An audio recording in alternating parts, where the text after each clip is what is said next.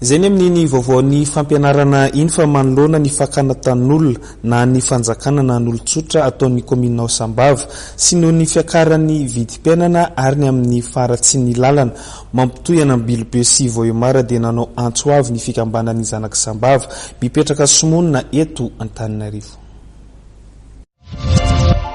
Telo alina sy iray hetsy ny golombary any Sambava raha efa misy hatrany amin'ny 7 alina ariary ny iray gony eto Antananarivo ary arivo ariary kosa ny iray amin'ny vidin'ny voatabia.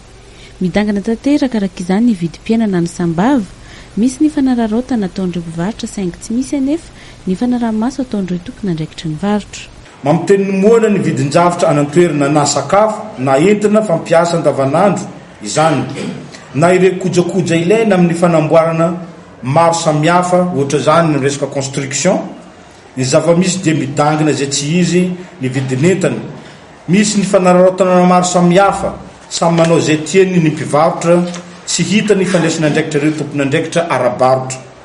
Ohatra amin'izany mena ohatra nareo ny vidy mbary godimbary ray zany izay any amin'ny 130 000 ariary ny ray gony.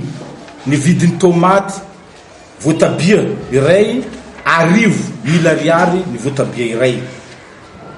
Zany hoe zany raha ny tena marina raha ny zavatra antsapanay manaiky ny libéralisation na économique zahay fa kanefa kosa ny fanararaotana tafahoatra ny vidim-piainana ny vidin-javatra tokony mba misy karazana mesure ho raisiny fitondram-panjakana ihany manoloana an'izay.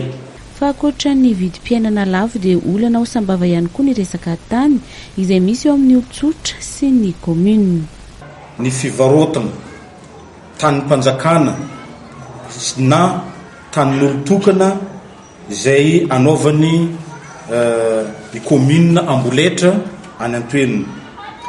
Misy ny fakana ny tanim-bahoaka sy famarotana izany ho lasa fananan'olon-tokana ny mpanambola izay hita fa tsy rariny misy any Antoerana ka mitarika amin'ny fikorontanany tanàna ary na tonga ny fisamborana olo izay tsy manantsiny mijoro ho solon-tegna-mbahoaka ka nefa toe izay manohitry ny tsy rariny any Antoerana. Manao antso avy amin'ny tompon'andraikitra araka izany ny fikambanana zanak Sambava mba hijery akaiky ny zava-misy any Antoerana izay mitarika tsy fandriam-pahalemana ary manantena ny fanamboaran-dalana mampitoy Anambilobe sy Voemara izay mampikaikaiky ny mponina any Antoerana ihany koa izay tokony hanomboka amin'ity volana Jona ity.